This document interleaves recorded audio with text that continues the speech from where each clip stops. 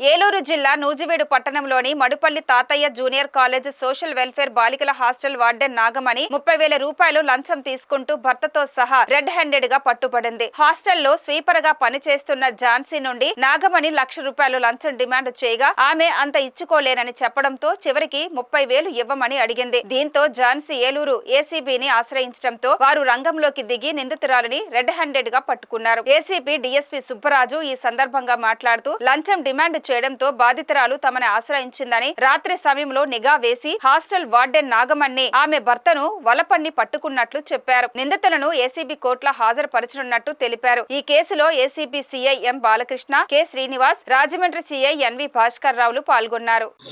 Nuzvid employees కాలనీకి చెందిన ఝాన్సీ అనే ఆవిడ నూజివీడు సోషల్ వెల్ఫేర్ గర్ల్స్ హాస్టల్లో శానిటేషన్ వర్కర్గా పనిచేస్తుంది. Outsourcing. ఆవిడ గత 5 సంవత్సరాలుగా పనిచేస్తున్నారు.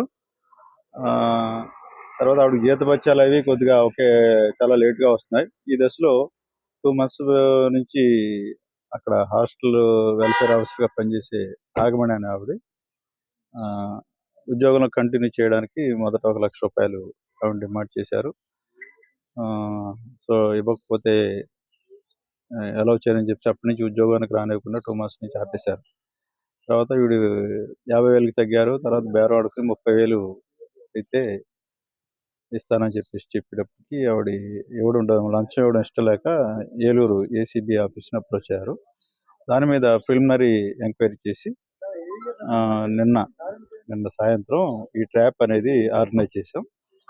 ఆవిడ తన భర్తతో కలిసి నాగమణి హాస్టల్ వెల్ఫేర్ ఆఫీసర్ గారి ఇంటి దగ్గర ₹30,000 తీసుకొచ్చి ఆవిడ డిమాండ్ చేసినప్పుడు ఇవ్వడం జరిగింది.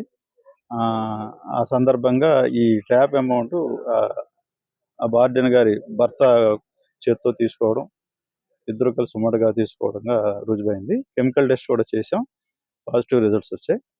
తర్వాత ఈ టెయింటెడ్ అమౌంట్ కూడా రికవరీ చేయడం జరిగింది.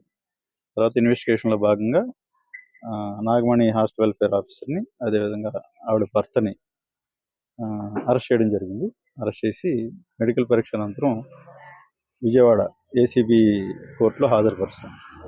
ఇంక ఈ కేసు తదుపరి దర్యాప్తులో మిగతా విషయాలు తెలుస్తాయి.